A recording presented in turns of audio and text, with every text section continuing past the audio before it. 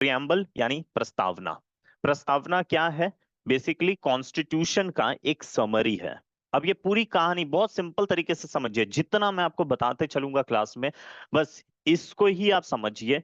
कोई पास्ट के नॉलेज की जरूरत नहीं है, बस सिर्फ इतना इंफॉर्मेशन आप समझिए और इसके बेसिस पे आप क्वेश्चन सॉल्व करिए, आपके सारे क्वेश्चन सॉल्व हो जाएंगे 100%। ठीक है? बस सिर्फ जो मैं बोल रहा हूँ ना, बस सिर्फ इतना चीज समझते समझते चलिए। ठीक है?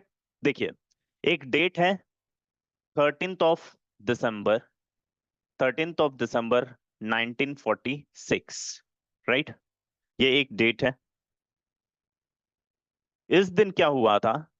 जवाहरलाल नेहरू जी ने, पंडित जवाहरलाल नेहरू, ठीक है, उन्होंने क्या किया था? उन्होंने संविधान सभा में, संविधान सभा क्या है? आज जो पुरानी पार्लियामेंट है ना, उसी पुरानी पार्लियामेंट को संविधान सभा कहा जाता था। उस दौरान जब संविधान की रचना की जा रही थी या संविधान जब लिखा जा रहा था, उसी बिल्डिंग में, जो पुराना पार्लियामेंट है वो गोला वाला, उसी बिल्डिंग में बैठकर सब लोग ने संविधान लिखा है। ठीक है? तो संविधान जब लिखना या संविधान की रचना का जब पूरा वो कार्यकाल चल रहा था, 1946 से लेकर 1950 तक का ये जो समय था, इस समय में उसी बिल्डिंग को, जो आज आप ओल्ड पार्लियामेंट, जिसको प्रधानमंत्री नरेंद्र मोदी ने कहा कि इसको ओल्ड पार्लियामेंट मत बोलो, ये इसका अपमान है एक तरीके से, हम इसको क्या बोलेंगे? Instead of calling it old parliament, we will call it Samvidhan Sadan. संविधान सदन, ये प्रधानमंत्री नरेंद्र मोदी ने नाम दिया है पुराने पार्लियामेंट को। याद रखिएगा, इसी बिल्डिंग को, ये जो बिल्डिंग है, इस बिल्डिंग को 1946 से लेकर 1950 के बीच में, 1950 से 1946 से 1950 के बीच में, इसी बिल्डिंग को, ये गोला वाला बिल्डिंग है, इस बिल्डिंग को संविधान सभा कहा जाता था। संविधान सभा मतलब कॉन्स्टिट्यूएंट असेंबली। तो मैं आपको इंग्लिश शब्द यहाँ पर सिर्फ लिख रहा हूँ, कॉन्स्टिट्यूएंट असेंबली। ठीक है? समझ में आ गया? ये बिल्डिंग, इस बिल्डिंग में सारे मेंबर्स लोग, कितने मेंबर्स लोग? 389 मेंबर्स लोग बैठा करते थे। याद रखिएगा, संविधान की रचना करने के टाइम पर इस सदन में या इस सभा में सदस्य कितने थे? 389 मेंबर्स हुआ करते थे। ठीक है? इन्हीं 389 मेंबर्स में से एक जवाहरलाल नेहरू भी थे। 13 दिसंबर 1946 को जवाहरलाल नेहरू ने इस बिल्डिंग में या इन सभा में एक पेपर पेश किया था। इसी पेपर में उद्देश्य लिखा हुआ था, यानी ऑब्जेक्टिव्स लिखे हुए थे, जिन उद्देश्यों पर हमारे संविधान की रचना की जानी है। संविधान जब रचना, उसकी रचना की जाएगी, यानी जब संविधान बनाया जाएगा, तो किन टॉपिक्स को ध्यान में रखा जाएगा, वो इसमें उन्होंने पॉइंट के फॉर्म में मेंशन किया था। ठीक है?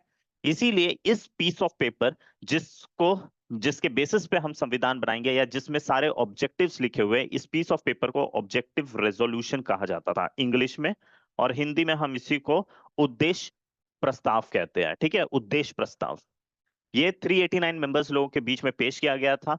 और जैसे फॉर एग्जांपल, इसमें लिखा हुआ था इक्वालिटी, समानता, इसमें लिखा हुआ था लिबर्टी, स्वतंत्रता, इसमें लिखा हुआ था डेमोक्रेसी, लोकतंत्र, मतलब हम लोकतांत्रिक देश बनाएंगे। तो ऐसे कुछ बिंदुएं लिखी गई थी, और इसी बिंदु को जब संविधान की सभा एक्सेप्ट करेगी, इसका मतलब ये संविधान सभा कह रही है कि हम इन्हीं पॉइंट्स के बेसिस पे अपने संविधान की रचना करने वाले हैं। ठीक है? तो ये पेश कब किया था? 13 दिसंबर 1946 को। किसने पेश किया था? जवाहरलाल नेहरू जी ने पेश किया था। क्या इस उद्देश्य पत्रिका को स्वीकार किया गया, इसकी स्वीकृति की गई थी या नहीं? इसे स्वीकार किया गया, हाँ जी, स्वीकार किया। 389 मेंबर्स लोगों ने इसको स्वीकार किया था 22 जनवरी को। इसके ऊपर डिस्कशन हुआ कि इसे स्वीकार करना चाहिए कि नहीं करना चाहिए। तो फाइनली 22 जनवरी 1947 को इसको स्वीकार कर लिया गया।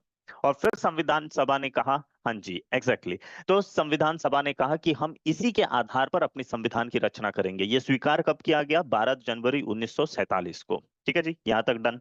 अब जैसे ये स्वीकार हो गया, तो इसी के आधार पर, मतलब इसे ही बेस बनाकर संविधान की रचना की गई। तो हम कह सकते हैं कि यही आइडियाज का एक्सपांशन है, इसका एक्सपांडेड वर्जन है हमारा कॉन्स्टिट्यूशन। तो ये जो पॉइंट्स फॉर्म में लिखा था, उन्हीं पॉइंट्स का एक्सपांशन है हमारा कॉन्स्टिट्यूशन, जो इतना मोटा डॉक्यूमेंट बन गया। So this is what, this is the constitution of India, Bharat का संविधान, कॉन्स्टिट्यूशन ऑफ इंडिया। अब ये जो डॉक्यूमेंट था, ये जो किताब बनकर रेडी हुआ, ये बहुत बड़ा डॉक्यूमेंट था। पता है इसमें कितने आर्टिकल्स थे? इसमें टोटल 395 आर्टिकल्स हुआ करते थे। आर्टिकल्स मतलब पॉइंट्स, ठीक है, क्योंकि ये सारे जो कुछ भी लिखे गए हैं ना वो पॉइंट्स फॉर्म में लिखे गए हैं। तो 395 आर्टिकल्स हुआ करते थे, राइट, अनुच्छेद। इसमें उस समय 22 पार्ट्स हुआ करता था, 22 भाग थे, ठीक है। और कितना शेड्यूल, तो 8 शेड्यूल हुआ करता था, ठीक है। अब इतने सारे कंटेंट के साथ 395 आर्टिकल्स के साथ, आपको पता है भारत का संविधान उस समय विश्व का सबसे बल्कि डॉक्यूमेंट था। इवन आज के भी समय में इंडिया का कॉन्स्टिट्यूशन दुनिया का सबसे मोटा डॉक्यूमेंट है, सबसे बल्कि डॉक्यूमेंट है, बल्कि डॉक्यूमेंट था ये, बल्कि कॉन्स्टिट्यूशन, या फिर बोलिए तो लेंदीएस्ट कॉन्स्टिट्यूशन, ठीक है, लेंदीएस्ट कॉन्स्टिट्यूशन, ठीक है जी। तो इंडियन कॉन्स्टिट्यूशन बन के तो रेडी हो गया, लेकिन ये बहुत बड़ा डॉक्यूमेंट उस समय हुआ करता था, ठीक है जी। So this was the bulkiest document. अब क्या हुआ कि ये डॉक्यूमेंट बन तो गया, बनने के बाद अब संविधान सभा को टेंशन हुआ। अब उन्हें टेंशन हो गया। क्या टेंशन था? टेंशन ये था कि इतना मोटा डॉक्यूमेंट, इतना मेहनत करके हमने बनाया है देश की जनता के लिए, क्या ये देश की जनता इतनी मोटी डॉक्यूमेंट पढ़ेगी? क्यों पढ़ेगी भाई? इतना मोटा, हम किताब तो अपना स्कूल का किताब तो ढंग से पढ़ते ही नहीं है, इतना मोटा डॉक्यूमेंट कौन पढ़ने ही वाला है? ज्यादा से ज्यादा पढ़ेगा तो वकील पढ़ेगा, क्योंकि उसका इस पर्टिकुलर डॉक्यूमेंट से जरूर मतलब प्रोफेशन रिलेट करता है, उसका काम है इस डॉक्यूमेंट से रिलेटेड, तो वकील पढ़ लेगा। या जो कॉम्पिटेटिव एग्जाम की तैयारी कर रहे हैं वैसे बच्चे लोग पढ़ लेंगे। लेकिन क्या इन दो कैटेगरी के लोगों को छोड़कर कोई दूसरा इतनी मोटी डॉक्यूमेंट पढ़ने का मेहनत तो कोई करने वाला है ही नहीं। तो अब सवाल ये आता है कि ये कोई डॉक्यूमेंट, इतना मोटा डॉक्यूमेंट क्यों पढ़ेगा? कोई नहीं पढ़ेगा। तो जरूरी है कि अगर आप चाहते हैं कि लोग ये डॉक्यूमेंट पढ़े, लोग इसमें लिखे हुए पॉइंट्स को समझे, यानी इसमें लिखे हुए मेन पॉइंट्स को एटलीस्ट समझे, तो आपको इस डॉक्यूमेंट को समराइज करना पड़ेगा, ठीक है। तो हमारी संविधान सभा ने यूएसए से प्रेरणा लेते हुए, क्योंकि ये यूएसए का आइडिया है, ये आइडिया यूएसए का है, यूएसए में ऐसा सबसे पहली बार किया गया था, ये यूएसए का आइडिया है। यूएसए में सबसे पहली बार ऐसा किया गया था कि डॉक्यूमेंट को, उसको समराइज कर दो एक पेज में। तो हमारी संविधान सभा ने यूएसए से प्रेरणा लेते हुए हमारे संविधान, जो इतना मोटा डॉक्यूमेंट था, जिसको एक पेज में समराइज कर दिया, और एक पेज में इसके महत्वपूर्ण चीजों को लिख दिया, ठीक है, समरी के फॉर्म में इसको रेडी कर दिया। तो ये जो एक पेज है, ये है क्या? ये और कुछ नहीं है, ये हमारे संविधान का एक समरी है, राइट, समरी है, करेक्ट है। अब ये समरी, सवाल ये आया कि ये जो एक पेज में लिखा हुआ है इसको हम कहाँ रखेंगे? तो संविधान सभा ने डिसाइड किया कि भाई एक काम करते हैं, इस समरी को संविधान के शुरुआत में रख देते हैं, कि जो भी संविधान परचेस करेगा और बाद में वो पढ़ने जाएगा, अगर पूरा डॉक्यूमेंट नहीं भी पढ़ सकता तो एटलीस्ट वो फर्स्ट पेज पढ़ लेगा, और फर्स्ट पेज पढ़ के उसको पूरे संविधान की एक आइडिया आ जाएगा, कि उसको एक आइडिया लग जाएगा कि पूरे संविधान में क्या लिखा हुआ है। तो ये जो समरी था, ये इन लोग ने सबसे शुरुआत में प्लेस कर दिया। जब आप समरी को सबसे शुरुआत में पेश कर देते हैं, तो ये एक तरीके से इसका इंट्रोडक्शन हो गया, पूरे संविधान का इंट्रोडक्शन है। आप पहला ही पेज पढ़िए, आपको पूरे संविधान की एक रूपरेखा तैयार, आपको पता चल जाएगा कि क्या है संविधान का रूपरेखा। तो इसी समरी को क्योंकि पहले पेज में लगा दिया, तो हम इसको इंट्रोडक्शन भी कहते हैं, ठीक है, इंट्रोडक्शन। और याद रखिएगा, किसी भी किताब की शुरुआत में जब उसका इंट्रोडक्शन होता है, उसी को प्रीफेस कहते हैं। एक शब्द इस्तेमाल किया जाता है, वो है प्रीफेस। आप किसी भी किताब को परचेस करिए मार्केट से जाकर, और उसमें देखिएगा शुरुआत में आपको प्रीफेस दिखेगा। और प्रीफेस क्या है? कुछ नहीं, वो पूरे किताब का इंट्रोडक्शन है। वो प्रीफेस आपको पढ़िए, आप पढ़ लीजिए, आपको पूरे किताब की एक रचना पता चल जाएगी कि पूरे किताब में क्या लिखा हुआ है। इंडेक्स दूसरी चीज है। इंडेक्स में तो सब पेजेस के साथ में लिखा जाता है कि ये वाला आपको इस पेज में मिलेगा, ये वाला टॉपिक इस पेज में मिलेगा, वो इंडेक्स होता है, ठीक है।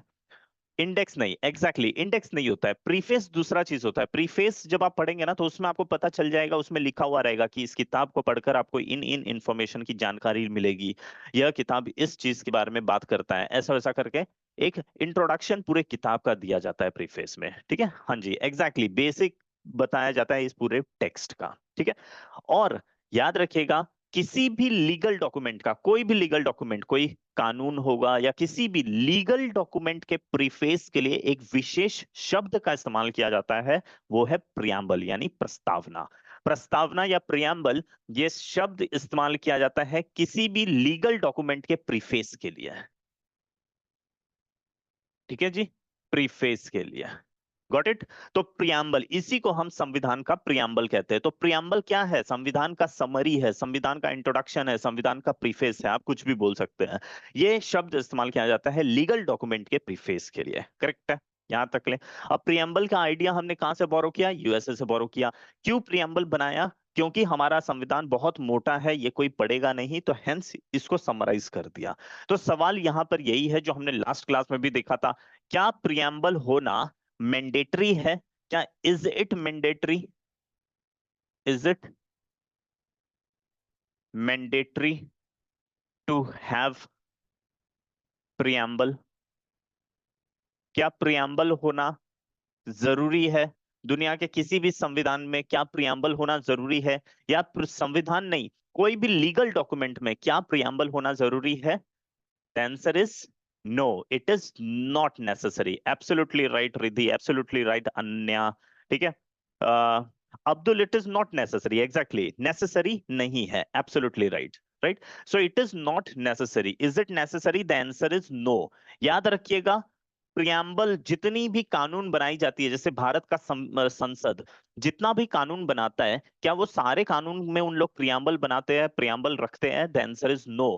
सिर्फ वही कानून, वही संविधान, वही क्या बोलते हैं, नियम जो भी इन लोग बनाते हैं, जो बहुत मोटा डॉक्यूमेंट है, कोई भी कानून जो बहुत मोटा डॉक्यूमेंट है उसको समराइज किया जाता है। अगर समझिए कोई कानून ही 10 पेज का है, उसको समराइज क्यों किया जाएगा? 10 पेज का ही तो कानून है। तो जब कभी भी डॉक्यूमेंट मोटा होता है, बस सिर्फ उसी का समरी तैयार किया जाता है। अगर डॉक्यूमेंट ही अपने आप में बहुत पतला छोटा सा डॉक्यूमेंट है, बहुत पतली डॉक्यूमेंट है, तो उसका समरी आपको कभी नहीं दिखेगा। तो ये प्रियम्बल बनाना जरूरी नहीं है, फिर वो संविधान का कॉन्स्टिट्यूशन हो या फिर कोई नॉर्मल लॉ हो, किसी भी चीज के लिए प्रियम्बल बनाना जरूरी नहीं है। ये तभी बनाया जाता है जब आपका मेन डॉक्यूमेंट बहुत मोटा होता है। ठीक है जी ना। तो अब एक और नेक्स्ट क्वेश्चन, हमारा जो ये प्रियम्बल यानी प्रस्तावना बनाया गया, ये प्रस्तावना कॉन्स्टिट्यूशन मेकिंग के किस स्टेज पर बनाया गया? तो याद रखिएगा, preamble was drafted at the very last stage of constitution making. पूरा संविधान बन चुका है, उसके बाद हमने प्रस्तावना बनाया है, right.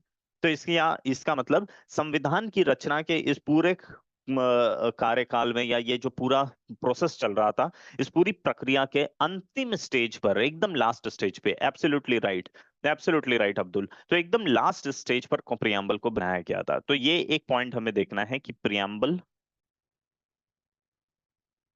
was drafted at the last stage of constitution making। Constitution की रचना के सबसे अंतिम प्रक्रिया क्या है, या अंतिम पड़ाव पर प्रस्तावना की रचना की गई थी। ठीक है। और दूसरा चीज ये है ऑब्जेक्टिव रेजोल्यूशन।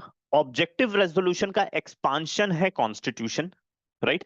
इसमें एक शब्द लिखा था, उसी को हमने 10 शब्द में बदल दिया, फिर ये 10 शब्द को एक शब्द में कर दिया। तो क्या मैं बोल सकता हूं कि ए था ये बी है, ये सी है। तो अगर A is equal to B, तो B is equal to C, hence A is equal to C. तो ऑब्जेक्टिव रेजोल्यूशन ही भविष्य में प्रियम्बल बना है, राइट। ऑब्जेक्टिव रेजोल्यूशन ही भविष्य में प्रियम्बल बना। तो objective resolution became the preamble of future constitution। ठीक है जी। संविधान जो भविष्य में हमारा संविधान बनकर तैयार हुआ, उस संविधान की प्रस्तावना और कुछ नहीं, यही ऑब्जेक्टिव रेजोल्यूशन यानी उद्देश्य पत्रिका या उद्देश्य प्रस्ताव जो है, यही भविष्य में एक तरीके से प्रस्तावना है। इसकी रूप रंग थोड़ा सा अलग है, लेकिन यही प्रस्तावना है। ठीक है जी। तो हमने ये बेसिक इंफॉर्मेशन कंप्लीट किया। याद रखिएगा, इसमें से आपसे संविधान मतलब प्रश्न क्या पूछा जाता है, एक ये प्रश्न पूछा जाता है कि उद्देश्य पत्रिका या उद्देश्य प्रस्ताव किस तारीख को पेश किया गया था? तो 13 दिसंबर 1946 को। दूसरा प्रश्न पूछता है कि किसने पेश किया था? तो जवाहरलाल नेहरू। ये आपको फैक्ट पता होना चाहिए। ठीक है। नेक्स्ट इज, इस उद्देश्य प्रस्ताव को कब पारित या इसको कब एक्सेप्ट किया गया था? तो 22 जनवरी 1947 को। ठीक है। संविधान से रिलेटेड ये फैक्ट भी आपको पता होना चाहिए कि जब संविधान बनकर तैयार हुआ 1950 में, 1950 में, तब उस समय संविधान में कितने अनुच्छेद थे, कितना भाग था या कितना शेड्यूल था, ये नंबर आपको पता होना चाहिए। ठीक है। नेक्स्ट चीज आपको ये पूछेगा कि प्रस्तावना का आइडिया कहाँ से लिया गया है, ठीक है।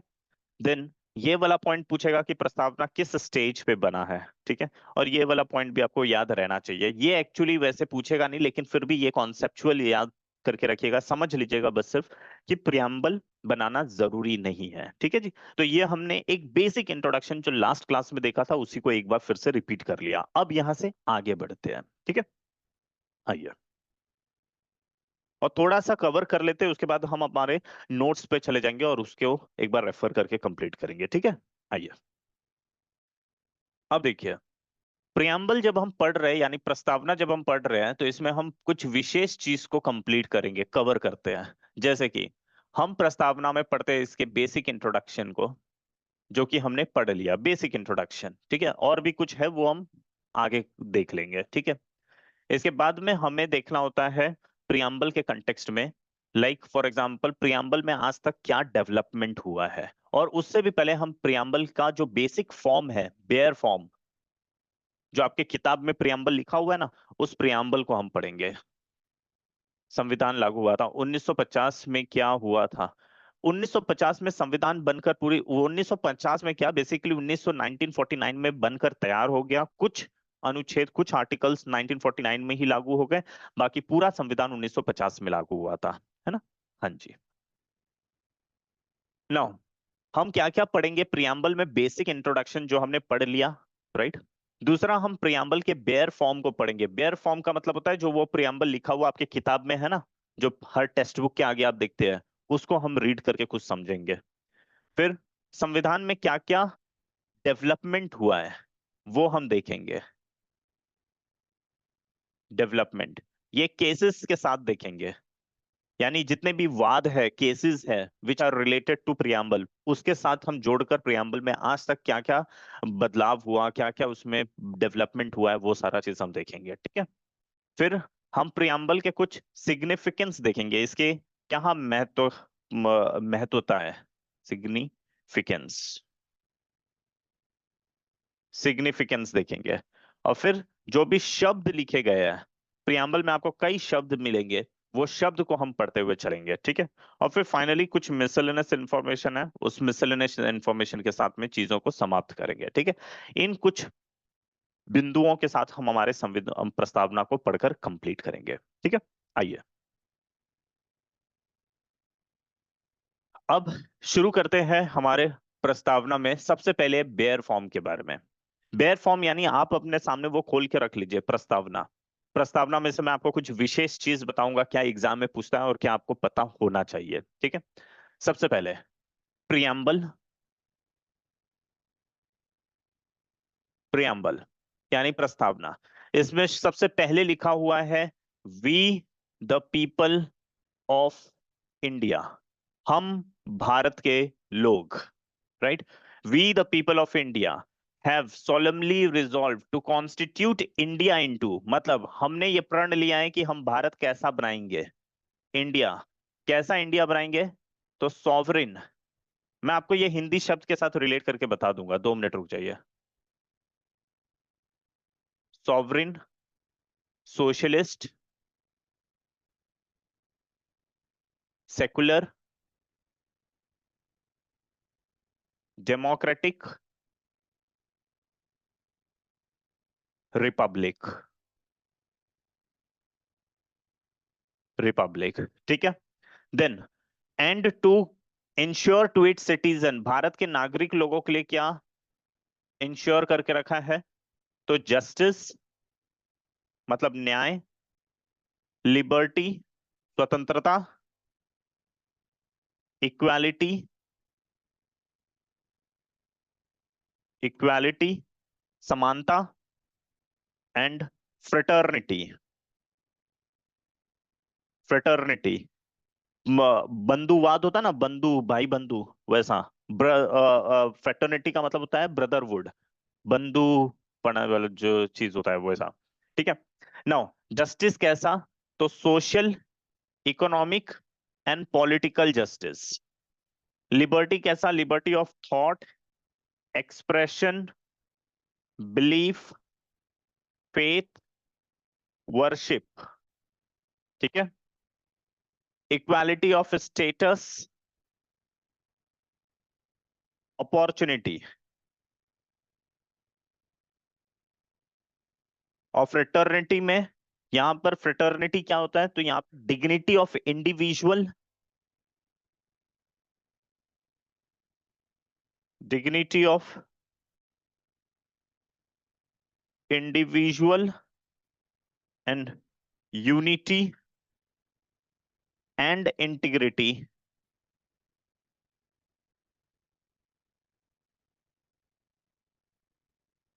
Of nation. ठीक है, और फिर लास्ट लाइन में फिर लिखा हुआ है, इन our constituent assembly, in our constituent assembly, हम हमारे संविधान सभा में, कहां पर, तो संविधान सभा में, कॉन्स्टिट्यूएंट असेंबली में, कब, तो 26 नवंबर को, 26 नवंबर 1949 को क्या किए, एडॉप्ट किए, एडॉप्ट मतलब अंगीकृत किया है ना, एडॉप्ट किया है, उसको अपना अंग मान लिया है, मतलब एडॉप्ट कर लिया, एडॉप्ट, इनैक्ट, इनैक्ट, इनैक्ट मतलब जो अधिनियम बना दिया उसको, and give to our self, and give to our self, स्वयं को दिया, सेल्फ, दिस कॉन्स्टिट्यूशन। ठीक है, ये है आपके कुछ महत्वपूर्ण शब्द संविधान में, जो सॉरी प्रस्तावना में, जो आपको पता होना चाहिए। अब बीच बीच का चीज को छोड़ दीजिए, यही मुख्य चीज है जो एग्जाम में आपसे पूछा जाता है। ठीक है, अब इसको एक एक करके बहुत शांति से समझते चलते हैं, हमारे एग्जाम पॉइंट ऑफ व्यू से हमें क्या क्या पढ़ना है। पहला चीज, प्रियम्बल यानी प्रस्तावना, ये हमने कहां से बोरो किया है, तो याद रखिएगा ये यूएस। द थिंग इज कि प्रियम्बल, प्रियम्बल हमने कहां से बोरो किया, यूएसए से बोरो किया, ये तो डन है, क्लियर। ये जो पहला शब्द है, we the people of India, Hindi में इसे कहते हैं हम भारत के लोग। पहला सवाल आपसे ये पूछा जाता है कि ये हम भारत के लोग, ये लाइन हमने कहां से बोरो किया, we the people of India, ये लाइन हमने कहां से बोरो किया है। ठीक है, तो याद रखिएगा इसके लिए हम दो लोगों को क्रेडिट देते हैं, एक है यूएसए, क्योंकि यूएसए के संविधान की प्रस्तावना में भी शुरुआत में लिखा हुआ है हम अमेरिका के लोग, तो वैसा ही हमने लिखा है हम भारत के लोग, तो हमने ये वाला लाइन कहां से बोरो किया, यूएसए से। अगर ऑप्शन में यूएसए ना हो तो फिर आप बोलेंगे यूएन, क्योंकि यूएन का जो संविधान है, यूनाइटेड नेशन का संविधान, उस यूनाइटेड नेशन के संविधान के प्रस्तावना में भी शुरुआत में लिखा है हम लोग, तो हम क्रेडिट उसको भी दे देते, क्योंकि उसका संविधान और प्रस्तावना भी हमारे संविधान बनने से पहले बना था, तो हम उसको भी क्रेडिट देते हैं। तो पहला है यूएसए, अगर यूएसए ऑप्शन में नहीं है तो आपको यूएन को टिक मार्क करना है। दूसरा, दूसरी बात, ये हम भारत के लोग, इस शब्द का या इस लाइन का मतलब क्या है, राइट।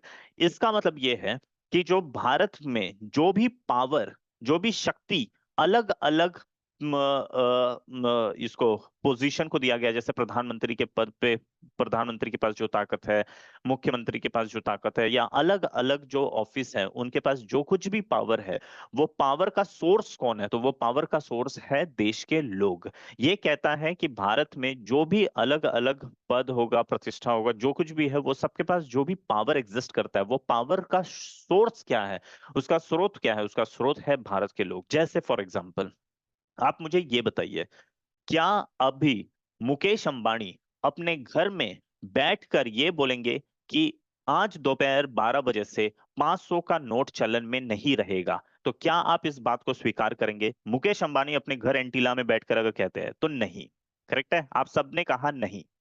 लेकिन अब मैं आपसे दूसरा सवाल पूछ रहा हूं, प्रधानमंत्री नरेंद्र मोदी अभी कहेंगे, उन्होंने एक स्पीच दिया और उसमें यह कह दिया कि आज 12 बजे से 500 का नोट चलन में नहीं रहेगा, तो आप मानेंगे?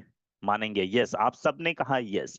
अब सवाल यही है कि मुकेश अंबानी कह रहे हैं तो आप मान रहे नहीं है, लेकिन प्रधानमंत्री मोदी कह रहे हैं तो आप मान रहे हैं, ऐसा क्यों? क्योंकि आपने यह अधिकार मुकेश अंबानी को नहीं दिया है, आपने यह अधिकार बस वो प्रधानमंत्री के पद को दिया है कि भाई आप जो बोलोगे वो हमारे लिए मान्य होगा, हम आपको ये मतलब ये पावर दे रहे हैं। तो ऐसा जिसको भी पावर है, जो आपके ऊपर पावर एक्सरसाइज कर रहा है ना, वो पावर एक्सरसाइज क्यों कर रहा है? क्योंकि आपने उसको ये अनुमति दे रखा है कि आप मुझ पर कमांड कर सकते हैं। ठीक है जी, यह अधिकार श्री नरेंद्र मोदी जी के पास है। एब्सोल्युटली राइट, क्योंकि यह अधिकार उनके पास है। लेकिन सवाल ये आता है, अच्छा ये बताइए एक और दूसरा चीज, नरेंद्र मोदी जी, इमेजिन करिए कि वो देश के प्रधानमंत्री नहीं है, उनका पद का कार्यकाल पूरा समाप्त हो गया, अब वो प्रधानमंत्री नहीं है, तब वो बोलेंगे कि 500 का नोट चलन में नहीं रहेगा, तो क्या आप लोग स्वीकारेंगे? यदि वो प्रधानमंत्री नहीं है तो? नहीं ना। Yes exactly.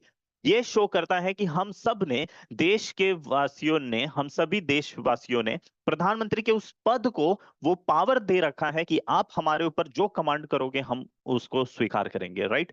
तो इसलिए वो कहते हैं कि 500 का नोट चलन में नहीं रहेगा, तो हम मान लेते हैं, ठीक है।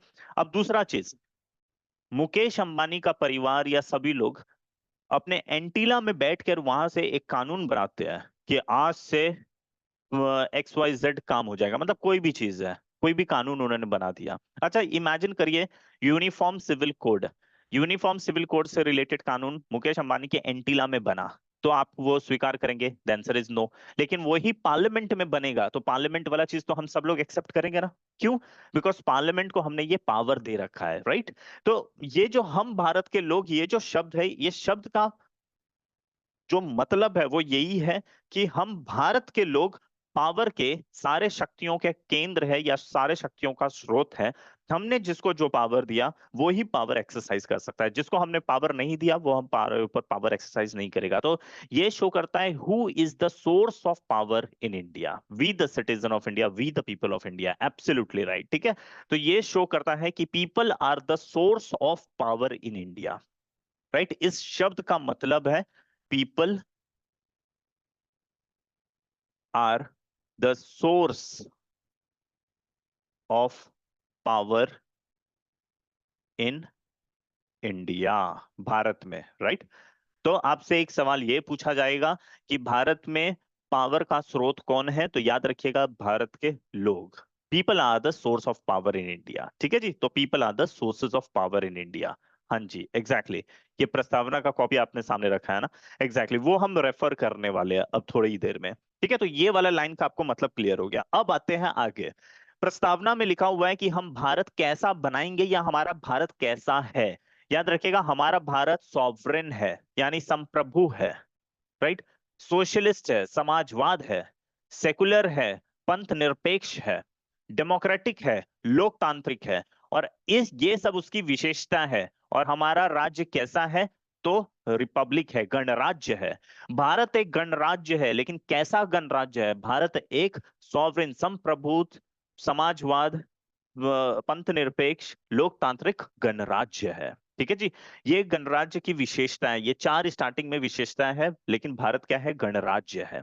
अब ये सभी शब्द को हम समझेंगे कि लोकतांत्रिक होने का मतलब क्या है, गणराज्य होने का मतलब क्या है, समाजवाद होने का मतलब क्या है, पंथ निरपेक्ष होने का मतलब क्या है, वो हम समझेंगे। लेकिन अभी के लिए आप सिर्फ ये याद रखेगा कि भारत क्या है? एक गणराज्य है। और ये गणराज्य की विशेषता क्या है, एडजेक्टिव क्या है? तो पंथ निरपेक्ष, अपना क्या इसको बोलते हैं, सॉवरिन, मतलब सॉवरिन मतलब संप्रभु है, राइट? समाजवाद है, सेकुलर है, लोकतांत्रिक गणराज्य है, ठीक है। अब इसमें आपसे दो चीज एग्जाम में पूछता है। सबसे पहला, ये गणराज्य होना, ये आइडिया हमने कहां से बोरो किया है? तो याद रखिएगा गणराज्य का आइडिया फ्रांस से लिया गया है। ये फ्रांस से लिया हुआ आइडिया है गणराज्य होना, ठीक है जी, पहला चीज।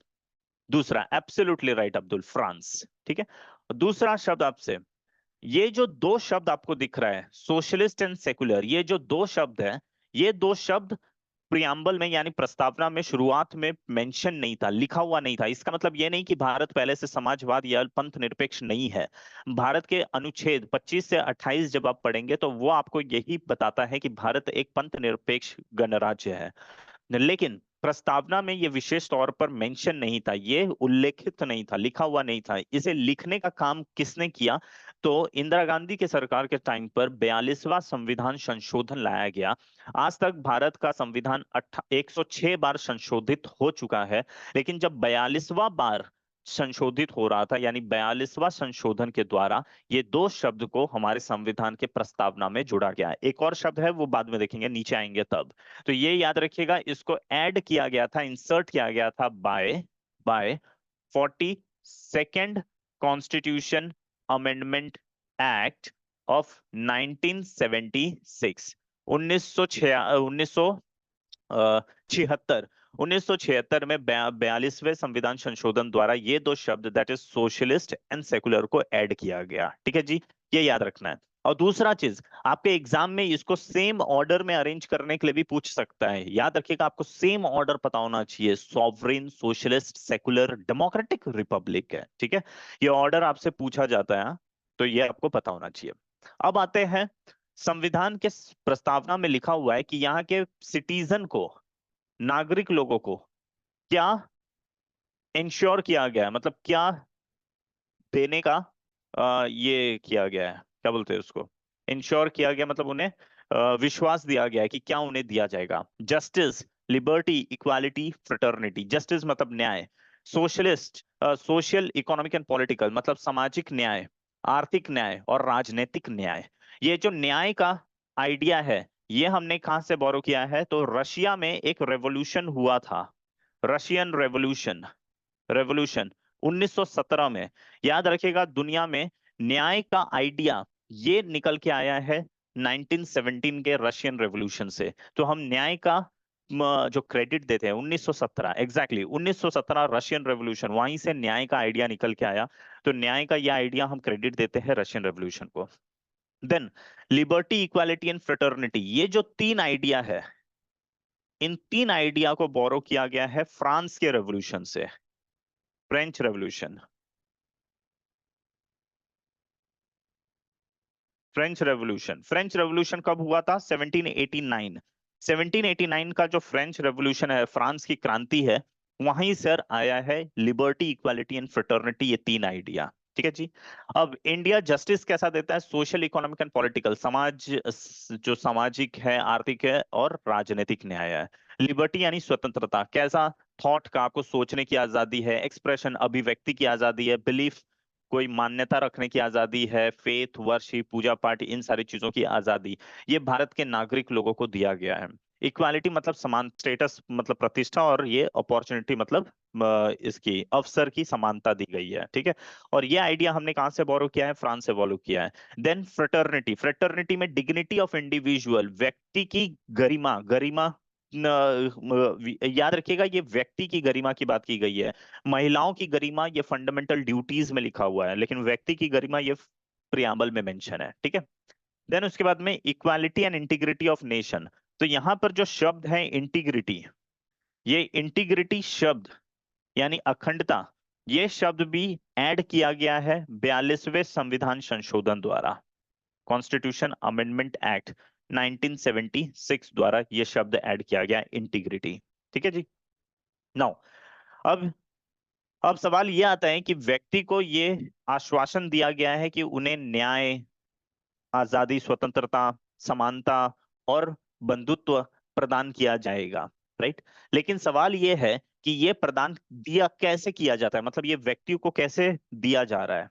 तो जब आप पढ़ेंगे तब आपको पता चलेगा कि भारत का जो फंडामेंटल राइट्स है, then directive principle of state policy, ये एक टॉपिक है, ये पार्ट नंबर 3 है, ये पार्ट नंबर 4 है, और fundamental duties part number 4A है। ये जो तीन टॉपिक है, ये तीन टॉपिक टुगेदर वर्क करता है भारत के लोगों को यही चीज प्रदान करने के लिए। तो भारत के लोगों को न्याय, स्वतंत्रता, समानता और ये बंधुत्व का जो आश्वासन दिया गया है कि भारत के लोगों को ये प्रदान किया जाएगा, भारत के ये लोगों को यानी भारत के नागरिक को यह संविधान किस तरीके से प्रोवाइड करता है, मतलब कैसे प्रोवाइड करता है, तो ये आपको पता चलेगा मौलिक अधिकार के द्वारा। आपको पता चलेगा जब हम मौलिक अधिकार पढ़ेंगे कि मौलिक अधिकार के द्वारा लोगों को यही चीज प्रदान करने की कोशिश की जा रही है, मौलिक कर्तव्यों के द्वारा यही चीज प्रदान करने की कोशिश की जा रही है, और directive principle of state policy यानी जो राज्य का नीति निर्देश तत्व है, उसके द्वारा भी यही चीज प्रदान करने की कोशिश की जा रही है। ठीक है, तो जब हम ये तीन टॉपिक को पढ़ेंगे तो आपको तब पता चलेगा कि हाँ, कैसे इन तीन टॉपिक के द्वारा भारत के लोगों को ये प्रदान करने की कोशिश की जा रही है। ठीक है, नाउ Arnas mentions कि this is mini constitution and this is absolutely right। जब हम आर्ट कॉन्स्टिट्यूशन अमेंडमेंट पढ़ेंगे उस समय मैं आपको ये बताऊंगा। बाकी अभी के लिए ये लिख लीजिए कि 42nd कॉन्स्टिट्यूशन अमेंडमेंट एक्ट को ही मिनी कॉन्स्टिट्यूशन भी कहा जाता है। क्यों? बिकॉज ये कॉन्स्टिट्यूशन अमेंडमेंट एक्ट अपने आप में बहुत मोटा डॉक्यूमेंट था, इतना मोटा कि इसको अपने आप में ही एक छोटा संविधान कहा जाता है। ठीक है। फाइनली हम लोगों ने यह संविधान को, प्रस्तावना में लिखा हुआ है कि संविधान को एक्सेप्ट किया गया कहां पर? संविधान सभा में। याद रखिएगा, संविधान सभा यानी दिल्ली में। ठीक है। किस तारीख को? 26 नवंबर 1949 को, 26 नवंबर 1949 को क्या किया गया? एडॉप्ट किया गया, मतलब अंगीकृत किया, राइट। इनेक्ट किया मतलब अधिनियम बना दिया। उस दिन से ये लागू हो गया, पूरी तरीके से लागू नहीं हुआ, इसके केवल 16 अनुच्छेद उस दिन लागू हुए थे, राइट। और लागू क्या, बेसिकली प्रेसिडेंट का साइन लग गया था, कॉन्स्टिट्यूएंट असेंबली ने इसको एक्सेप्ट कर लिया था। And gave to our self this constitution, हमने अपने आप को यह संविधान भी दिया है। ठीक है। तो आपको जो यहाँ पर इंफॉर्मेशन दिख रहा है, ये कुछ बेसिक इंफॉर्मेशन है जो आपको पता होना चाहिए। जस्टिस कैसा, लिबर्टी कैसा, इक्वालिटी कैसा और फ्रेटर्निटी कैसा, ये सेम ऑर्डर में पता होना चाहिए, क्योंकि आपको तोड़ कर दिया जाता है और उसको कहा जाता है कि सेम ऑर्डर में अरेंज कर लीजिए। Like for example option A रहेगा justice, social, economic and political. Option B रहेगा equality of status and opportunity. Option C रहेगा, मतलब सी पॉइंट होगा लिबर्टी। फोर्थ पॉइंट होगा फ्रेटर्निटी। अब बोलेगा उसको सेम ऑर्डर में अरेंज करिए, तो आपको सेम ऑर्डर पता होना चाहिए। प्रियम्बल के केस में आपको पूरा ऑर्डर पता होना जरूरी है। ठीक है जी, यहां तक के लिए आपको ये सब क्लियर। अब आगे एक चीज देखते हैं। देखिए, हमें पता है कि संविधान हमने कहां से बोरो किया है? प्रियम्बल। प्रियम्बल ये हमने बोरो किया है यूएसए से, ये तो हमें पता है, राइट। लेकिन आपको पता है यूएसए का प्रियम्बल, उसका जो लैंग्वेज है वो इंडिया के प्रियम्बल से खूब अलग है, बहुत अलग है। भारत के संविधान की जो प्रस्तावना है उसको लिखने का जो तरीका है, जैसे शुरुआत में आपने पावर बता दिया, उसके बाद भारत का विशेषता बता दी, उसके बाद आपने नागरिक लोगों को क्या दिया जाएगा, वो क्या आश्वासन दिया गया है वो लिख दिया। फिर अंत में लिखा है कि किस तारीख को संविधान को स्वीकार किया गया, कहाँ स्वीकार किया, किसने स्वीकार किया। ये सब जो इंटायर जो लिखने का तरीका है, ये हमारा अमेरिका के संविधान की प्रस्तावना से मैच नहीं खाता है। तो कौन से प्रस्तावना से मैच खाता है? ये हमारा पूरा मैच खाता है ऑस्ट्रेलिया के संविधान की प्रस्तावना से। इसलिए हम कहते हैं, हाँ जी एग्जैक्टली तो प्रियम्बल मीन्स प्रस्तावना। ठीक है ना मिता? प्रियम्बल मीन्स प्रस्तावना। ठीक है जी। तो हमारे प्रस्तावना हमने बोरो कहां से किया है? अमेरिका से। प्रस्तावना का आइडिया कहां से लिया? अमेरिका से। लेकिन प्रस्तावना में जो लिखने का तरीका है उसको लैंग्वेज कहा जाता है, प्रस्तावना की भाषा। प्रस्तावना की भाषा हमने कहां से लिया है? तो ऑस्ट्रेलिया से। ठीक है। याद रखिएगा, ये दोनों अलग चीज है। प्रस्तावना का आइडिया वो लिया है अमेरिका से, लेकिन प्रस्तावना का जो भाषा है वो ऑस्ट्रेलिया वाला है। ठीक है जी, एग्जैक्टली कंगारू वाला ऑस्ट्रेलिया। ठीक है, यहां तक के लिए क्लियर हो गया।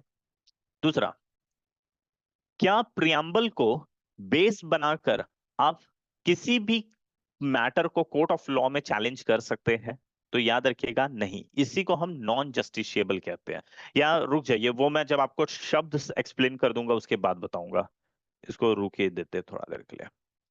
तो अभी के लिए हमने दो टॉपिक कंप्लीट कर लिया है। एक तो इंट्रोडक्शन हमने कवर कर लिया है, एंड दूसरा चीज हमने पढ़ लिया वो है उसका प्रारूप, उसका जो वो रूप है, वो उसमें हमें क्या क्या इंफॉर्मेशन देखना था। ठीक है। अब हम तीसरे विशेष बिंदु पर पहुंच रहे हैं, वो है डेवलपमेंट। क्या क्या उसमें डेवलपमेंट हुआ है, क्या क्या उसमें बदलाव हुआ, या क्या इम्प्रूवमेंट क्या हुआ है, वो सब देखते चलेंगे। ठीक है। अब ये बहुत आसानी से आपको समझ में आएगा, बस सिर्फ सिंपल तरीके से सुनते चलिए।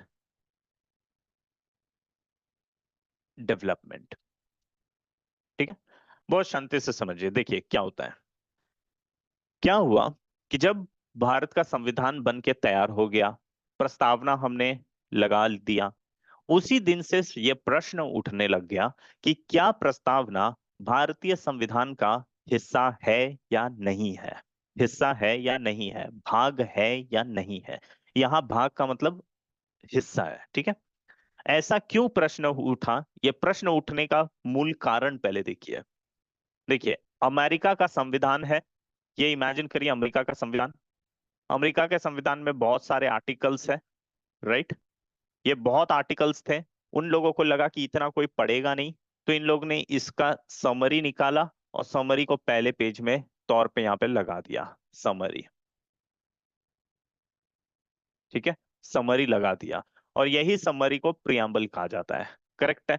नाउ अब जितने भी आर्टिकल्स हैं, इन आर्टिकल्स में कुछ ना कुछ आइडिया मेंशन है, कुछ ना कुछ आइडियाज यहां पर लिखे गए हैं, राइट। और इन्हीं आइडियाज का समरी है प्रियम्बल। अब आप मुझे ये बताइए, क्या प्रियम्बल में खुद का कुछ आइडिया है? क्या कुछ नया आइडिया उसमें लिखा हुआ है प्रियम्बल में? प्रियम्बल में कुछ नया आइडिया लिखा हुआ है? नहीं अब्दुल। ठीक है जी। No, exactly, absolutely right Riddhi. याद रखिएगा, यहां पर जो कुछ भी लिखा हुआ है ना, बस सिर्फ उसकी समरी है, इसमें नया अनोखा कुछ नहीं लिखा हुआ है, इसमें न्यू आइडिया नहीं है। There is no new idea. ठीक है, नो न्यू आइडिया, यहां पर कोई न्यू आइडिया नहीं लिखा हुआ है, कुछ भी नया चीज नहीं लिखा हुआ है, बस सिर्फ जो अंदर लिखे हैं उसी का एक समरी है यह प्रियम्बल। करेक्ट है। ओके। अब अमेरिका में क्या है, वहां की मान्यता ये है, अमेरिका वाले लोग कहते हैं कि जो भी संविधान का हिस्सा जहां पर कुछ आइडिया लिखा हुआ है, केवल उतने हिस्से को इन लोग संविधान यानी कॉन्स्टिट्यूशन मानते हैं। जहां पर कुछ भी लिखा हुआ खुद का कुछ आइडिया नहीं है, उस हिस्से को उन लोग संविधान नहीं मानते हैं। तो आप किताब में, आप समझिए, अगर अमेरिका में ये कॉन्सेप्ट है, no new ideas, only old ideas का समरी है। एग्जैक्टली अमेरिका में क्या है समझिए, इमेजिन करिए, अमेरिका में एक कानून है कि संविधान के किसी भी पन्ने को यदि आपने फाड़ दिया, अगर फाड़ा, तो आपको 10 साल की सजा होगी।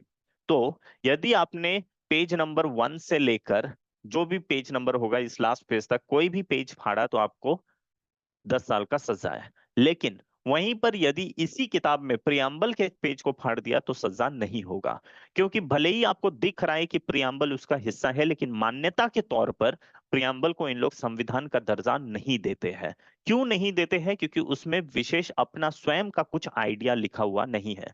अमेरिकी मान्यता के अनुसार जहां पर खुद का कुछ आइडिया लिखा हुआ होगा, केवल उस हिस्से को इन लोग संविधान मानते हैं।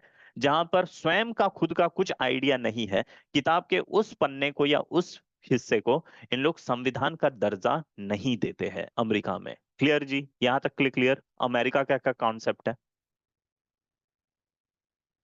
ठीक है जी, ये समझ गए, है ना? ओके, बहुत बढ़िया जी। अब आते हैं इंडिया पे। आपको पता है इंडिया का संविधान बनाया हमने, इंडिया का संविधान, उसमें भी बहुत सारे आर्टिकल्स हैं। इन सारे आर्टिकल्स में कुछ ना कुछ आइडियाज लिखे गए हैं, सारे आर्टिकल्स में कुछ ना कुछ आइडिया है। जैसे हम आर्टिकल्स पढ़ेंगे, अनुच्छेद पढ़ेंगे, तो आपको पता चलेगा हर आर्टिकल में कुछ ना कुछ विशेष टिप्पणी की गई है, कुछ आइडियाज यहाँ पर मेंशन है। ये आइडियाज बहुत ज्यादा था, तो हमने इन्हीं आइडियाज का समरी बना दिया और आगे लगा दिया। तो ये क्या है? समरी। ठीक है, समरी, इसी को हम प्रियम्बल कहते हैं। क्या समरी में खुद का कुछ आइडिया है? The answer is no, no new idea, यहाँ पर खुद का कुछ आइडिया नहीं है। ठीक है, तो क्योंकि यह पूरा प्रियम्बल बनाना हमने अमेरिका से बोरो किया है, वहां से बोरो किया ये कॉन्सेप्ट, तो इंडिया में भी ये प्रश्न आया, क्योंकि प्रियम्बल अपने यूएसए से बोरो किया है, तो क्या इंडिया के प्रस्तावना को भी हम हिस्सा यानी पार्ट मानेंगे या नहीं मानेंगे? यह प्रश्न शुरुआत 1950 से ही शुरू हो गया। प्रियम्बल बना तो दिया, लेकिन उसी समय से यह सवाल इंडिया में आने लग गया, क्योंकि हमने प्रियम्बल का आइडिया कहाँ से बोरो किया? अमेरिका से। तो क्या इस प्रियम्बल के पीछे की जो मान्यता है, क्या वो हम मान्यता को भी हमने बोरो किया है? क्योंकि वहां पर उसे हिस्सा नहीं माना जाता है, तो क्या इंडिया में हिस्सा माना जाना चाहिए या नहीं माना जाना चाहिए? यही प्रश्न है। इसी प्रश्न के उत्तर के खोज में बहुत सारा डेवलपमेंट हो जाएगा। ठीक है, आइए अब इसी प्रश्न के उत्तर को हम खोजने की कोशिश करते हैं। ये 1950 से ये प्रश्न चल रहा था, क्या प्रस्तावना भारतीय संविधान का हिस्सा है या नहीं है? टिप्पणी पर टिप्पणी, टिप्पणी पर टिप्पणी, यही चल रहा था। तो इसका जवाब मिला 1960 में। 1960 में सुप्रीम कोर्ट के पास एक वाद यानी एक केस पहुंचता है। ठीक है, उस केस का नाम है बेरूबरी यूनियन। 1960 में सुप्रीम कोर्ट के पास एक केस पहुंचता है, re Berubari union versus state of waste Bengal. ठीक, बेरूबरी नाम का एक एक इलाका हुआ करता था बंगाल में। वह इलाका हमने इसको दिया था, क्या बोलते हैं, उस समय के पाकिस्तान यानी आज के बांग्लादेश को। तो ये उससे रिलेटेड मैटर है, ये हम दूसरे टॉपिक जब पढ़ेंगे तब इस केस की विशेषता को समझेंगे कि आखिर इस केस में क्या था। लेकिन अभी के लिए सिर्फ इतना समझिए, 1960 के इस केस में, केस का नाम क्या है, re Berubari union versus state of waste Bengal. इस केस में पहली बार सुप्रीम कोर्ट के सामने यह प्रश्न आया कि प्रस्तावना भारतीय संविधान का हिस्सा है या नहीं है। ठीक है जी, यह प्रश्न उठा। अब इस प्रश्न के उत्तर में सुप्रीम कोर्ट ने कहा, सुप्रीम कोर्ट ने कहा कि क्योंकि हमने प्रस्तावना अमेरिका से बोरो किया है, तो प्रस्तावना के पीछे जो मान्यता है, माना जाएगा कि उस मान्यता को भी हमने अडॉप्ट किया है, बोरो किया है। और क्योंकि वह मान्यता क्या है कि प्रस्तावना संविधान का हिस्सा नहीं है, तो भारत में भी प्रस्तावना यानी preamble, preamble is not the part of constitution, constitution. ठीक है, याद रखिएगा, नॉट बोल दिया है, it is not the part of the constitution, constitution का यह पार्ट नहीं है। ये किस में कहा था, रे बेरुबरी यूनियन 1960 के केस में सुप्रीम कोर्ट ने। और कारण का क्या था, यूएस इंटरप्रिटेशन। यूएस इंटरप्रिटेशन यानी यूएस के जो मान्यता है या जो वहां की जो विचार है, उसी के आधार पर कह दिया था कि भारत का हिस्सा नहीं है। भारत के संविधान में भी प्रियम्बल यानी प्रस्तावना भारतीय संविधान का हिस्सा नहीं है। इंटरप्रिटेशन, यूएस इंटरप्रिटेशन को ही बेस बना दिया। ठीक है जी, यहां तक क्लियर। अब आगे 1967, 1967 सुप्रीम कोर्ट के पास एक केस आया, जिस केस का नाम था Golaknath case, Golaknath versus state of Punjab case. ठीक है, Golaknath, Golaknath versus state of Punjab case, case मतलब वाद। ठीक है जी, पंजाब केस 1967, 1976 का केस। ठीक है जी, 1967, 1967 का केस है। सत देखिए, अब इस केस में सुप्रीम कोर्ट के पास फिर से प्रश्न आया कि क्या भारतीय संविधान का हिस्सा है प्रस्तावना या नहीं है। ठीक है, अब वैसे इसमें कोई ऑर्डर नहीं इशू किया, बस सिर्फ कहा जाता है एक पासिंग ऑर्डर। पासिंग ऑर्डर मतलब बस सिर्फ ऐसे एक उल्लेखन किया है। इस केस का जो निर्णय था, उस निर्णय में प्रस्तावना के उपलक्ष्य में कुछ भी नहीं कहा गया है। निर्णय में कहा जाता तो वहां से वो नियम जैसा हो जाता, मान्य हो जाता। लेकिन याद रखिएगा, इसके निर्णय में कोई भी प्रस्तावना के उपलक्ष्य में नहीं मेंशन किया गया है। बस सिर्फ जजेस लोगों के तरफ से एक उल्लेखन किया गया है, बस सिर्फ ऐसा एक पासिंग ऑर्डर, एक बस सिर्फ बोलते ना कि ऐसे कैजुअल तरीके से बोल दिया। तो इसी केस में सुप्रीम कोर्ट ने कैजुअल तरीके से कुछ चीज कहा था। कैजुअल तरीके से क्या कहा, उसने कहा कि जो प्रस्तावना है प्रियम्बल है, प्रियम्बल को एक इंपॉर्टेंस है। बेसिकली इसका मतलब इसमें सीधा ये कहा था कि प्रियम्बल के ओरिजिनल स्ट्रक्चर को आप डिस्टर्ब नहीं कर सकते। क्यों, क्योंकि इसमें कुछ विशेषता का उल्लेखन है। तो बस हम उसको जनरली ऐसे कहते हैं कि इसी केस में, मतलब Golaknath versus state of Punjab के केस में सुप्रीम कोर्ट ने कहा था कि प्रियम्बल के ओरिजिनल स्ट्रक्चर को डिस्टर्ब नहीं किया जा सकता।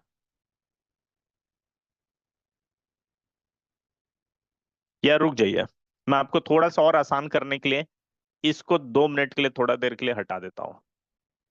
क्योंकि इसमें कोई ऑर्डर इशू नहीं किया गया था, तो इसके लिए हम एक्स्ट्रा अननेसेसरी अब वो फिलहाल नहीं देखते हैं। 2 मिनट के लिए सिर्फ रुक जाइए, वापस से मैं ये केस मेंशन कर दूंगा। लेकिन जो सीक्वेंस है, पहले हम सीक्वेंस आराम से दूसरा देखते हैं। तो 1960s में सुप्रीम कोर्ट ने कहा था कि वह इसका हिस्सा नहीं है। लेकिन आगे 1973 में सुप्रीम कोर्ट के पास एक केस आया, जिसका नाम है Kesavananda Bharati versus state of Kerala case, Kerala case. इसमें सुप्रीम कोर्ट ने क्या कहा, इसमें सुप्रीम कोर्ट ने अपने पुराने फैसले को बदला। और इस केस में सुप्रीम कोर्ट ने कहा कि preamble is the part of the constitution, preamble is the part of constitution, of the constitution, it is the part of the constitution. अब सवाल आया कि सुप्रीम कोर्ट ने ऐसा क्यों कहा, क्यों अपने पुराने फैसले को बदला और इस केस में कहा कि preamble is the part of the constitution. इसमें उन्होंने कारण दिया। कारण क्या दिया? तो कारण ये था कि अमेरिका के संविधान में और इंडिया के संविधान में फर्क क्या है। देखिए, अमेरिका में क्या हुआ, पहले प्रस्तावना लिखा गया और प्रस्तावना के आधार पर इसको लिखा गया, ठीक है। लेकिन भारतीय संविधान में क्या है कि भारतीय संविधान में पहले हमने आर्टिकल्स को लिखा है और इसके आधार पर प्रस्तावना को लिखा हुआ है, ठीक है। अब मैं आपको एक एक हिंट देता हूं। देखिए, आपको यह समझना पड़ेगा कि इसी आइडिया के बेसिस पे सुप्रीम कोर्ट ने अपने फैसले को बदला था। केशवानंद भारती केस में क्या हुआ, एक समरी है, ठीक है। उस समरी के बेसिस पे जब आपने पूरा एक कंटेंट लिख दिया, ठीक है, अब कंटेंट में समय समय पर कोई भी अगर बदलाव भी किया जाएगा, इमेजिन करिए कोई भी बदलाव किया जाएगा, तो क्या उससे शुरुआत में लिखे हुए समरी के ऊपर कुछ असर होगा? द आंसर इज नो, ठीक है। लेकिन अगर आप एक बड़े डॉक्यूमेंट के बेसिस पर कोई समरी लिखते हैं और फिर अगर इस डॉक्यूमेंट में कोई बदलाव करेंगे ना, तो जो ये आपने लिखा है, मतलब जो समरी बाद में लिखा है, उस समरी में चेंजेस करना जरूरी है, नहीं तो फिर वो समरी इसके साथ मैच नहीं होगा। ये एक कारण है, ये भी एक बहुत, यही बेसिकली एक रीजन था क्योंकि सुप्रीम कोर्ट ने कहा कि भाई हमें इसको हिस्सा मानना चाहिए। क्यों हिस्सा मानना चाहिए? एक कारण तो ये है, ये आप इसको ना इमेजिन करिएगा तो समझ में आएगा, क्योंकि ये एक ग्राउंड था, सुप्रीम कोर्ट ने ये कहा था। क्यों ये कहा, इसका रीजन है, सबसे पहला चीज कि preamble in India unlike America, America से अलग, unlike USA, preamble in India was drafted after the constitution making, ठीक है। अमेरिका से हटकर, देखिए अमेरिका में याद रखिएगा, ये कारण है, इस कारण को, यही एक कारण था जिस कारण से, पहला तो कहा, दो कारण है क्योंकि सुप्रीम कोर्ट ने अपने फैसले को बदला। पहला एक ये कारण है कि वहां पर पहले ये लिखा गया प्रियम्बल, और प्रियम्बल के बेसिस पे पहले उन लोग ने अपना समरी लिख लिया और फिर उसके बाद में they started to write about the constitution. हमने क्या लिखा पहले, ऑब्जेक्टिव रेजोल्यूशन, लेकिन अब हम ऑब्जेक्टिव रेजोल्यूशन की बात नहीं कर रहे, हम प्रियम्बल की बात कर रहे हैं। प्रियम्बल संविधान के बाद में लिखा गया। अब संविधान में अगर आप कोई भी संशोधन कर देंगे और उसके अनुरूप इसमें चेंजेस नहीं किए तो फिर ये क्लैश होता जाएगा। तो क्लैश नहीं होने के लिए इसमें भी बदलाव होना जरूरी है, और बदलाव होने के लिए इसको हिस्सा मानना जरूरी है, तभी तो आप उसका संशोधन कर पाएंगे। पहला एक ये चीज। दूसरा, अमेरिका में क्या हुआ था पता है? अमेरिका में एक नेशनल असेंबली बनाई गई थी, ठीक है। इस नेशनल असेंबली ने प्रियम्बल बनाया, राइट। और फिर कहा गया कि नेशनल असेंबली के द्वारा जो प्रस्तावना तैयार किया है, इसके आधार पर वहां पर संविधान सभा संविधान लिखेगी, ठीक है। तो नेशनल असेंबली ने वहां पर प्रियम्बल बनाया था, और बाद में इस प्रियम्बल के आधार पे, इस प्रस्तावना के आधार पे संविधान सभा ने वहां पर संविधान की रचना की। लेकिन भारत में अलग है। भारत में संविधान सभा ने संविधान लिखा और इसी संविधान सभा ने संविधान के अनुसार प्रस्तावना भी लिखा है। तो यहाँ पर प्रस्तावना किसने लिखा है? संविधान सभा ने। वहां पर प्रस्तावना किसने लिखा था? एक नेशनल असेंबली जैसी एक अलग बॉडी बनाई गई थी उसने, क्योंकि वह संविधान सभा द्वारा नहीं रचित किया गया है या उसकी रचना नहीं की गई है, हैंस अमेरिका में उसको संविधान का हिस्सा नहीं मानना इज ओके। बट भारत में इसकी रचना संविधान सभा द्वारा की गई है, और क्योंकि संविधान सभा इस प्रस्तावना की रचना की है, हैंस संविधान का इसको हिस्सा मानना चाहिए। देखिए, संविधान सभा क्या होता है? वह सभा जो संविधान की रचना के लिए बनाई गई है, ठीक है, घटित हुई है, और वह सभा द्वारा जो भी चीज बनाई जाती है, जो भी डॉक्यूमेंट लिखा जाता है, वो सारे डॉक्यूमेंट को संविधान का हिस्सा माना जाता है। इसीलिए तो नाम ही है संविधान सभा। वह सभा जो भी बनाएगी वो सब संविधान का हिस्सा ही होता है, राइट। तो ये एक कारण दूसरा था जिसके वजह से केशवानंद भारती केस में सुप्रीम कोर्ट ने कहा कि ये हमसे मिस्टेक हो गई कि हमने इस विशेष बातों को ध्यान नहीं दिया था बेरूबारी यूनियन केस में। हेंस समय है अब सुधार करने की। तो इस केस में सुप्रीम कोर्ट ने यही दो कारण को ध्यान में रखते हुए कहा कि प्रियम्बल संविधान का हिस्सा है। तो दूसरा क्या है कि unlike America, unlike USA, USA से अलग भारत में प्रस्तावना की रचना संविधान सभा द्वारा की गई है।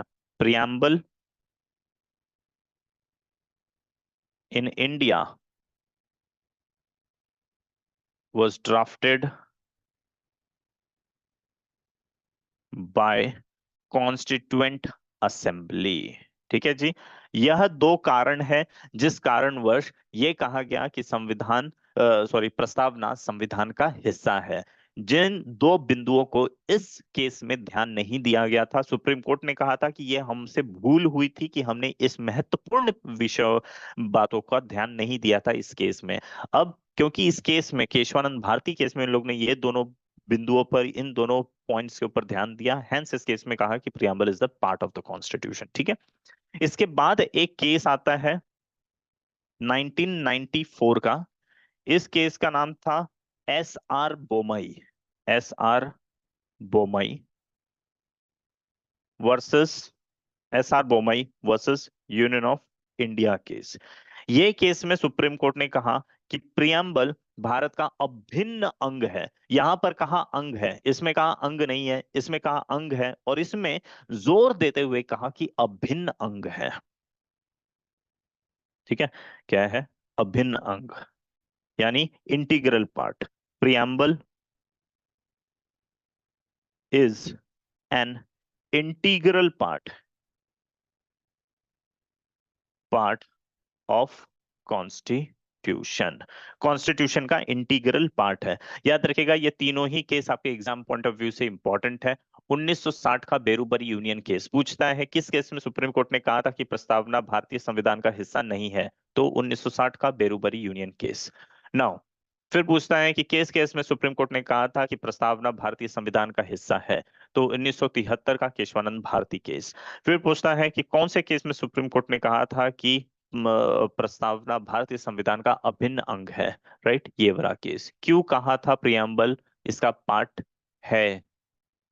इसमें कहा था प्रियम्बल पार्ट नहीं है, और उसका कारण था अमेरिकन इंटरप्रिटेशन। अमेरिका में जो इंटरप्रिटेशन है उस इंटरप्रिटेशन को बेस बनाकर, और उन लोगों का इंटरप्रिटेशन क्या है वो हमने यहां पर देख लिया। उन लोग बोलते थे कि जहां पर विशेष आइडिया नहीं है वो हमारा हिस्सा नहीं है। उन लोग संविधान, केवल उसी हिस्से को संविधान मानते हैं जहां पर कोई विशेष आइडिया लिखा हुआ है। जहां पर कोई आइडिया लिखा हुआ नहीं है उसको उन लोग संविधान का हिस्सा नहीं मानते हैं। ठीक है जी, हाँ जी। तो ये आपको तीन चीज पता चल गया। अब यहां पर एक चीज हम और देखते हैं, वो क्या है? वो है केशवानंद भारती केस में, क्योंकि इस केस में कहा कि पार्ट है। ठीक है। अब जरा मुझे ये बताइए, संविधान का संशोधन होता है कि नहीं होता है? होता है ना? संविधान का संशोधन होता है, एग्जैक्टली होता है। अब क्योंकि केशवानंद भारती केस से यह कह दिया गया कि प्रस्तावना भी संविधान का हिस्सा है, तो प्रस्तावना का संशोधन हो सकता है कि नहीं? हो सकता है ना? यस, हो सकता है, एब्सोल्युटली राइट जी, हो सकता है। तो यानी यहां से क्लियर हो गया कि अब से प्रियम्बल प्रियम्बल का अमेंडमेंट हो सकता है। प्रियम्बल अमेंड हो सकता है, इसका संशोधन किया जा सकता है, अमेंड हो सकता है, हो सकता है, अमेंड हो सकता है। ठीक है जी। तो ये केशवानंद भारती केस में कहा कि अमेंडमेंट हो सकता है, लेकिन इसी केस में सुप्रीम कोर्ट ने कहा, एक इसी केस में, अगर आपको पता हो, शायद अगर आप लोग को पता हो, यही केस था केशवानंद भारती केस 1973 का। यह केस है, नाम है केशवानंद भारती केस, यानी वाद, केशवानंद भारती वाद, वाद। इसी केस में सुप्रीम कोर्ट ने डॉक्ट्रिन दिया था, डॉक्ट्रिन ऑफ बेसिक स्ट्रक्चर। क्या आपको पता है doctrine of basic structure? Supreme court gave doctrine of basic structure, मूल ढांचा। ठीक है, मूल ढांचा। इसी केस में, यह वह केस है जिसमें सुप्रीम कोर्ट ने भारत के संसद को कहा कि आपके पास संविधान को संशोधित करने का अधिकार है। आप संविधान के किसी भी हिस्से को संशोधित कर सकते हैं, लेकिन ध्यान रहे मूल ढांचा को डिस्टर्ब किए बिना, मतलब मूल ढांचा में किसी भी तरीके का परिवर्तन किए बिना। यानी हमारा पता नहीं है, हाँ जी कोई नहीं, देखिए क्या है हमारा जो ये संविधान है, ठीक है, इमेजिन करिए this is the constitution. Constitution का यह प्रियम्बल, और फिर इसमें अलग अलग आर्टिकल, 1 2 3 4 5 करके सारे आर्टिकल्स हैं, ठीक है। ये संविधान, सवाल यह है कि यह संविधान का संशोधन किया जा सकता है कि नहीं। ये इंडिया का कॉन्स्टिट्यूशन है, इसका संशोधन होता है कि नहीं, तो आंसर है होता है। कौन कर सकता है, तो एक हाउस है जिसको आप पार्लियामेंट कहते हैं, यानी भारत का संसद। भारत के संसद के पास यह शक्ति है कि वो इसमें अमेंडमेंट यानी संशोधन कर सकता है, अमेंडमेंट कर सकता है, संशोधन कर सकता है। यह शक्ति उसको किसने दिया है, भारत के संविधान का आर्टिकल 368। भारत के ही संविधान में एक आर्टिकल है, आर्टिकल का नंबर है 368। उसी आर्टिकल 368 में मेंशन है, लिखा हुआ है कि पार्लियामेंट यानी संसद के पास यह शक्ति होगी कि वह भारत के संविधान में संशोधन कर सकता है, होता है, संसद ही करता है। एग्जैक्टली exactly, संसद के पास यह ताकत दी गई है, राइट। अब संसद, सवाल यह भी है कि क्या संसद, क्या कॉन्स्टिट्यूशन के किसी भी अंग को, किसी भी हिस्से को, कुछ भी चीज अमेंड कर सकता है। इसमें बहुत सारे केसेस आए थे, ये बहुत सारा केसेस चला कि क्या किसी भी हिस्से को वो अमेंड कर सकता है। तो इसी का फाइनल आंसर 1973 के केशवानंद भारती केस में आया था, केशवानंद भारती केस, राइट। इस केस में सुप्रीम कोर्ट ने कहा था कि हाँ, पार्लियामेंट पार्लियामेंट संविधान के, कॉन्स्टिट्यूशन के किसी भी हिस्से को संशोधित कर सकता है, कैन अमेंड कॉन्स्टिट्यूशन के, पार्लियामेंट कॉन्स्टिट्यूशन के किसी भी पार्ट को अमेंड कर सकता है। इसको ऐसे लिखता हूं, parliament can amend amend any part of constitution. और क्योंकि इसी केस में कहा गया था कि प्रियम्बल भी संविधान का हिस्सा है, तो इसका मतलब तय हो गया कि वो संविधान प्रियम्बल को भी संशोधित कर सकता है। मूल अधिकार में भी, हाँ जी, मूल अधिकार में भी संशोधन कर सकता है। इसी केस में कहा गया था कि किसी भी, शुरुआत से अंत तक किसी भी हिस्से में बदलाव, संशोधन कर सकता है, लेकिन कहा गया but without without disturbing disturbing basic structure, basic structure. अब सवाल यह आया कि ये बेसिक स्ट्रक्चर यानी मूल ढांचा ये क्या है। तो सुप्रीम कोर्ट ने इस केस में कहा कि कुछ कुछ चीज, जैसे प्रियम्बल में लिखा हुआ है डेमोक्रेटिक, वो जो शब्द है वो शब्द बेसिक स्ट्रक्चर हो गया। प्रियम्बल में लिखा हुआ है सोशल, तो वो जो शब्द है सोशल, वो बेसिक स्ट्रक्चर हो गया, ठीक है। तो ऐसे आप कहीं पर भी कुछ भी बदलाव कर सकते हैं, लेकिन हर जगह कोई ना कोई शब्द है, बेसिक शब्द है, वो शब्द को हमने बेसिक स्ट्रक्चर डिक्लेयर कर दिया है।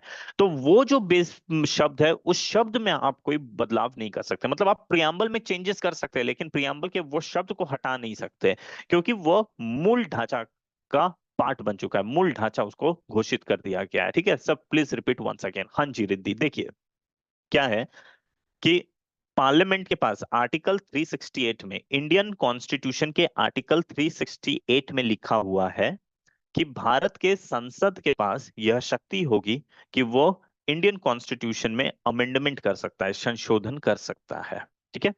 लेकिन ये बहुत पहले से यह प्रश्न चल रहा था कि क्या संविधान को जो ये, सॉरी, संसद को जो ये शक्ति दी गई है, इस शक्ति के आधार पर वह कॉन्स्टिट्यूशन के किसी भी हिस्से में अमेंडमेंट कर सकता है क्या, किसी भी हिस्से में, शुरुआत से फर्स्ट पेज से एंड पेज तक कहीं पर भी कुछ भी बदलाव कर सकता है क्या।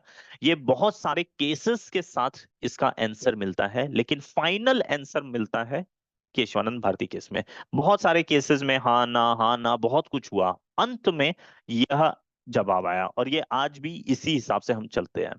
फाइनली सुप्रीम कोर्ट ने केशवानंद भारती केस में कहा कि हाँ, आर्टिकल 368 के द्वारा पार्लियामेंट को जो संशोधन करने की शक्ति है, वह शक्ति का इस्तेमाल करके पार्लियामेंट भारतीय संविधान के किसी भी हिस्से को, जो भी हिस्सा भारत के संविधान का है, किसी भी हिस्से को वो अमेंड कर सकता है। यानी प्रियम्बल में भी अमेंडमेंट कर सकता है, कोई भी पार्ट में, मूल अधिकार में भी अमेंडमेंट कर सकता है, मूल कर्तव्यों में भी अमेंडमेंट कर सकता है, नीति निर्देश तत्व है उसमें भी बदलाव कर सकता है, नागरिकता वाला जो टॉपिक है उसमें भी बदलाव कर सकता है, कहीं पर भी बदलाव कर सकता है। लेकिन ध्यान रहे कि जिन हिस्से को या जिन शब्दों को मूल ढांचा सुप्रीम कोर्ट द्वारा घोषित कर दिया जाएगा, उन शब्दों में बदलाव नहीं कर सकता। ये कहा था केशवानंद भारती के केस में। ठीक है, तो यानी प्रियम्बल में अमेंडमेंट किया जा सकता है, लेकिन प्रियम्बल के जिस शब्द को मूल ढांचा घोषित कर दिया जाएगा, आप उस ढांचे के ऊपर यानी उन शब्दों में कोई बदलाव नहीं कर सकते। वो शब्द ना हटा सकते, ना कुछ चेंज कर सकते, कुछ नहीं कर सकते। राइट, जैसे प्रियम्बल में चेंजेस किया जा सकता है, लेकिन प्रियम्बल में अगर जैसे लोकतांत्रिक लोकतांत्रिक ये जो शब्द है, या गणराज्य ये जो शब्द है, ये शब्द को बेसिक स्ट्रक्चर डिक्लेयर कर दिया गया है, मूल ढांचा घोषित कर दिया गया है सुप्रीम कोर्ट द्वारा, तो आप उन शब्दों में कोई बदलाव नहीं कर सकते, वो शब्द फिर वैसा का वैसा ही रहेगा। ये केशवानंद भारती केस में सुप्रीम कोर्ट ने कहा था। ठीक है जी, यहां तक क्लियर है ना? ओके, हाँ जी। तो अब सवाल यह है कि क्योंकि प्रियम्बल, केशवानंद भारती केस में कहा था कि preamble can be amended, preamble को अमेंड किया जा सकता है, लेकिन इसी केस में सुप्रीम कोर्ट ने big boy doctrine structure basic doctrine of basic structure दिया और कहा कि प्रियम्बल में चेंजेस तो किया ही जा सकता है, क्योंकि इसी केस में कहा कि प्रियम्बल इसका हिस्सा है, तो कहा कि हेंस इसमें बदलाव किया जा सकता है, लेकिन ध्यान रहे कि हम जिन भी शब्द को मूल ढांचा डिक्लेयर कर देंगे, उस मूल ढांचा में आप बदलाव नहीं कर सकते। ठीक है जी, तो यानी प्रियम्बल कैन बी अमेंडेड हो सकता है without disturbing the basic structure. Right, no disturbance to basic structure.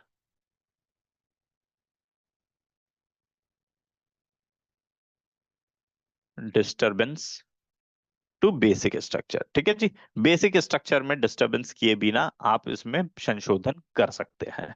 अब हुआ क्या, क्योंकि इस केस में कहा गया कि संशोधन किया जा सकता है, तो इसी केस के बाद 1973 के इसी केस के बाद में इंदिरा गांधी ने क्या किया, उन्होंने उन्होंने इस केस के बाद में 1976 में 42nd यानी 42वां संविधान संशोधन लाया, और इसी संशोधन के द्वारा तीन वर्ड्स को, तीन शब्द को ऐड कर दिया, यानी इंसर्ट कर दिया।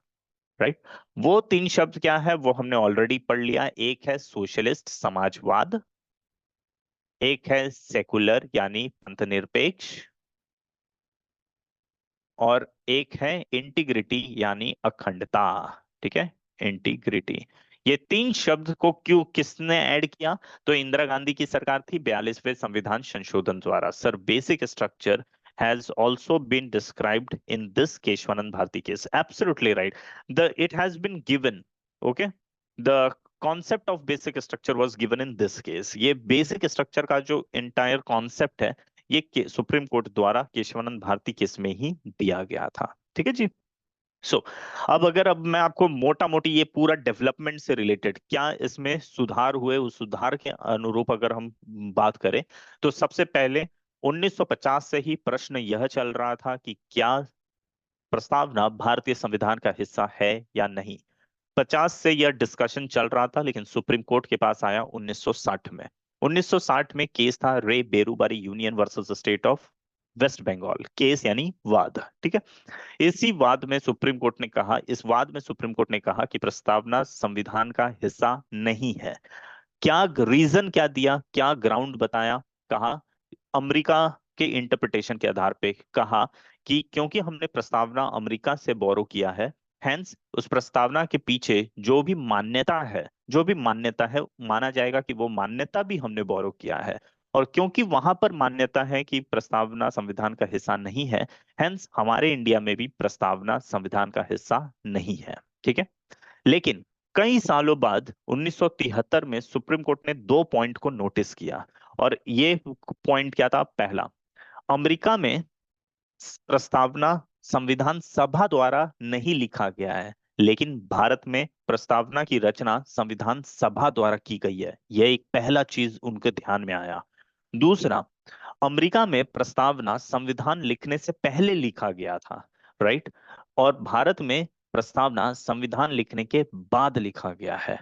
यह दो कारण था जिस कारण से सुप्रीम कोर्ट को लगा कि हमें प्रस्तावना को संविधान का हिस्सा डिक्लेयर करना चाहिए। पहले हमने इन दो पॉइंट को ध्यान नहीं दिया था, ये हमारी गलती थी। तो इस टाइम पर उन लोगों ने अपनी गलती को सुधारते हुए केशवानंद भारती केस में कहा कि प्रस्तावना भारतीय संविधान का हिस्सा है, ये है उसका कारण। और दूसरा, अब वो प्रस्तावना हिस्सा है, हेंस उसको अमेंड भी किया जा सकता है। अमेंड करना इसलिए जरूरी है क्योंकि भारतीय प्रस्तावना की रचना संविधान लिखने के बाद की गई है। ठीक है। लेकिन अब यहां से ये तो डिक्लेयर हो गया कि प्रस्तावना को अमेंड यानी उसका वो किया जा सकता है, संशोधन किया जा सकता है।